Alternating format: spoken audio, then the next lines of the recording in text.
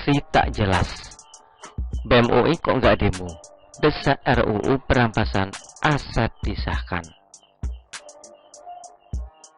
Baru-baru ini, BEM UI kembali cari panggung demi cari perhatian. Kali ini yang mereka teriaki adalah aksi puncak pengkhianatan rezim. Dikutip dari akun Twitternya, mereka menyebut keadaan negara saat ini sudah tidak baik-baik saja. Berbagai elemen masyarakat sudah meneriakan penolakan terhadap kebijakan-kebijakan pemerintah yang tidak baik terhadap rakyat. Akan tetapi, pemerintah seperti tidak peduli dan justru tutup telinga akan suara rakyat. Pada tanggal 30 September 2022, Aliansi BEM SI Kerakyatan melakukan aksi massa puncak pengkhianatan rezim dengan melayangkan beberapa tuntutan. Salah satu tuntutan tersebut adalah mengundang Presiden Jokowi untuk menghadiri sidang rakyat dan menemui rakyat untuk mendengarkan suara dan aspirasi rakyat terkait beberapa tuntutan yang diserukan. Sidang rakyat. Rakyat yang mana? Jangan-jangan bela rakyat Petampuran, atau rakyat Monas, atau gerombolan pemilik kafling surga. Situ mahasiswa sok mau mewakili rakyat. Woi, tolong jangan bermuka tembok. Urus diri sendiri saja masih belum mampu, sok mau mengurusi rakyat.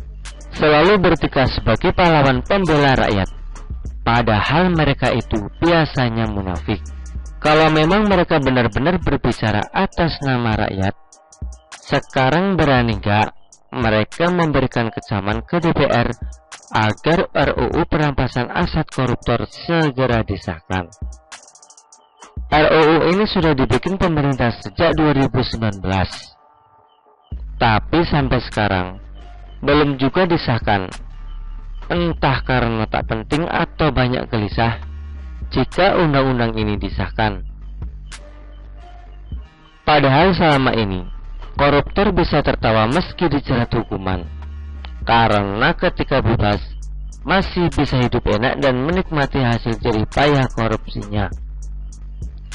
Tak ada undang-undang apapun hingga saat ini yang bisa mengembalikan kerugian negara. Kalau hukuman mati dirasa sangat berat, maka perampasan aset adalah solusinya. Ibarat kata orang awam, you korupsi berapa? You kembalikan berapa?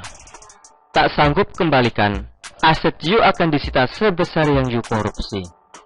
Dijamin, banyak koruptor yang akan miskin mendadak, bahkan lebih miskin dari orang fakir jika korupsinya lebih besar dari semua asetnya. Tapi kenapa tidak ada demo mendesak DPR sahkan undang-undang tersebut?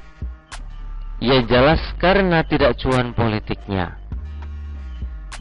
Kemungkinan juga karena bukan kepentingan sponsor. Peduli setan dengan RUU perampasan aset. Yang penting Jokowi harus turun, gitu kan. Satu lagi, apakah mereka berani bikin statement ke DPR agar anggota DPR tidak perlu dapat pensiun seumur hidup? Seperti diketahui, anggota atau pimpinan DPR atau MPR bisa mendapatkan jatah pensiun jika mengakhiri masa jabatannya dengan hormat. Hebatnya, jatah pensiun ini akan berhenti jika anggota meninggal dunia. Artinya, mereka kerja minimal 5 tahun, tapi bisa dapat pensiun seumur hidup. Ini pekerjaan yang paling menggiurkan di dunia, pakai uang rakyat pula.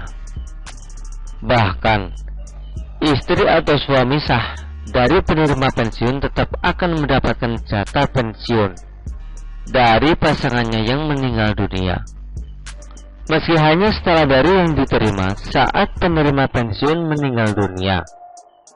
Luar biasa kan?